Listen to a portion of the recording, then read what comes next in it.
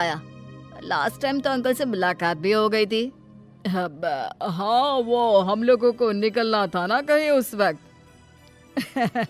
अरे छोड़ो ना बेटा, बोलो क्या लोगे? आपकी बहू। क्या बकवास कर रहे हो राकेश? अरे मेरा मतलब ये है कि आपकी बहू कहाँ है? भाभी जी के हाथ की चाय की बस एक प्याली मिल जाती तो। महक चाय लेकर आती है, लेकिन वो जैसे ही राकेश की ओर देखती है उसे राकेश पसंद नहीं आता। वो अंदर जाने को होती है कि अरे भाभी जी कहाँ जा रही हैं?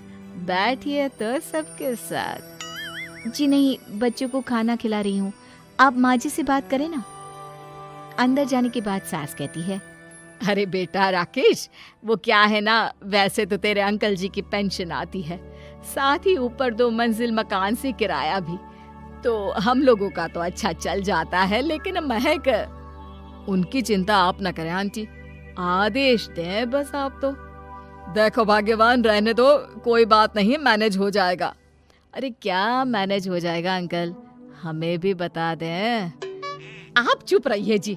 अब वो क्या है ना राकेश, तुझे तो पता है कि रोहन के 2 बच्चे हैं, उनकी पढ़ाई लिखाई का खर्चा बहुत है।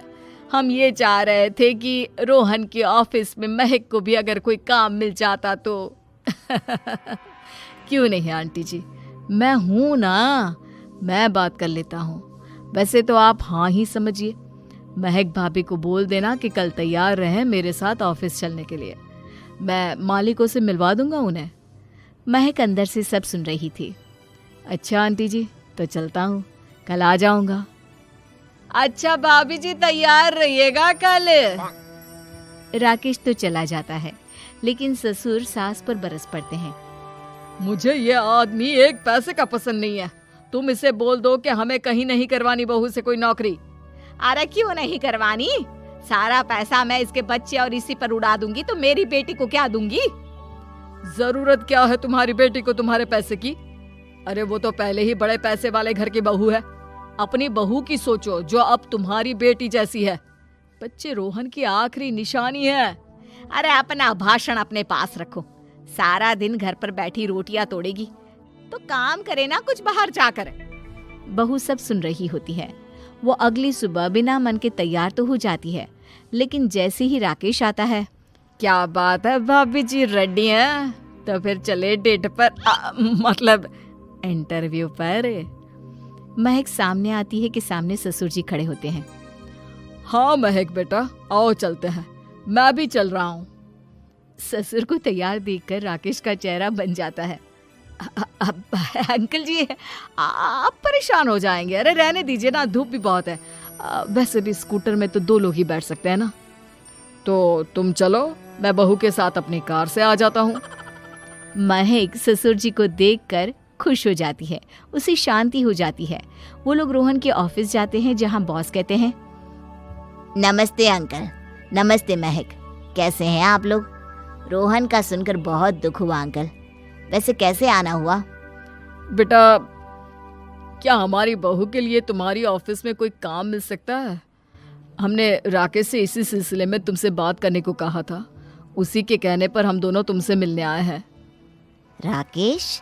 राकेश ने तो कोई बात नहीं की, ऊपर से उसने तो आज की छुट्टी ले रखी है, ऑफिस में नहीं आया, बोल रहा था जरूरी काम से जाना है। महक और ससुर एक दूसरे को देखने लगते हैं। वैसे महक, क्या किया है आपने? I mean, इंग्लिश कैसी है आपकी? महक बॉस से अपनी पढ़ाई लिखाई और क्वालिफिकेशन के बारे में सब कुछ बताती है। ग्रेट, आपके लिए काम तो है, लेकिन ऑफिस में नहीं। सर, मेरे बच्चे छोटे हैं, मैं फील्ड में काम नहीं कर सकती हूँ। मतलब वो काम घर से करना है, घर से रहकर बच्चे भी देखें और घर भी देखें, लेकिन हाँ, काम जरूर से करें। वो काम डाटा एंट्री का है, तो जब भी वक्त मिले काम करें, और इसके हम आपको अच्छे पैसे भी देंगे।